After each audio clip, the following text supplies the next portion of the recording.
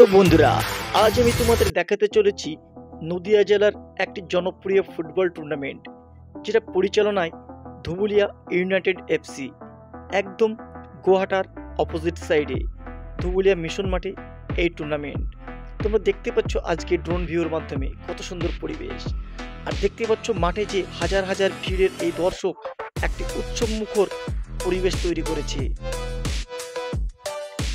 তো বন্ধুরা, এই টুর্নামেন্টকে কেন্দ্র করে এলাকার ক্রীড়াপ্রেমী মানুষজনদের মধ্যে বিশাল একটা উদ্দীপনা উৎসাহ দেখা যাচ্ছে।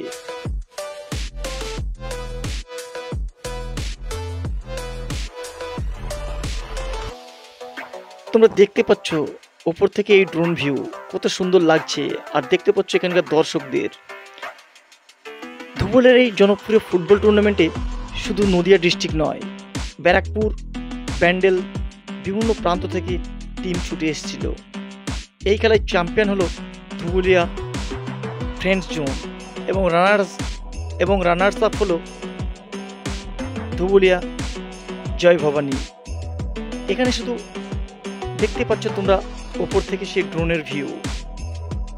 পাশ দিয়ে যখন বয়ে চলেছে NH-12, ঠিক তার পাশেই অবস্থিত এই গ্রাউন্ড।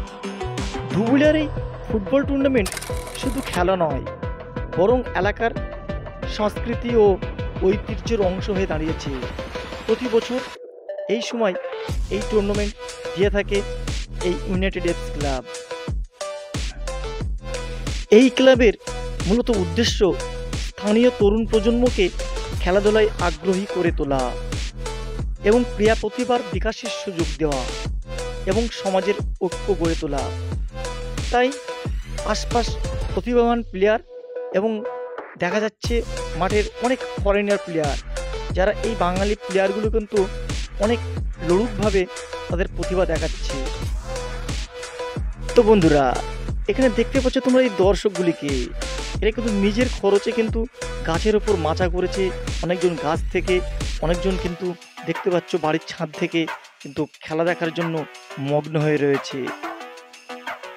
এবং যখন এরা মাঠে নামে তখন এদের যে টিমের কর্মকর্তাদের কতটা বন্দোবস্ত তোমরা দেখতে পাচ্ছ, কতটা আগ্রহী। যাই হোক বন্ধুরা, আমার এই ভিডিওটি ভালো লাগলে অবশ্যই আমার পেজটিকে ফলো করবেন। এখন আর চাপটা স্পোর্টস নয়, এখন চাপটা স্পোর্টসই হয়ে দাঁড়িয়েছে স্কাই শাহিন। এই পেজটাকে তোমরা অনেক অনেক সাপোর্ট করো এবং সহযোগিতা করো। তোমাদের জন্য অনেক সুন্দর সুন্দর ড্রোন ভিউ এবং ড্রোনের ভিডিও এই পেজে আপলোড করা হবে।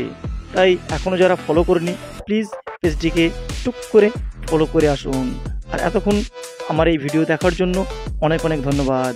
সবাই সুস্থ থাকবেন।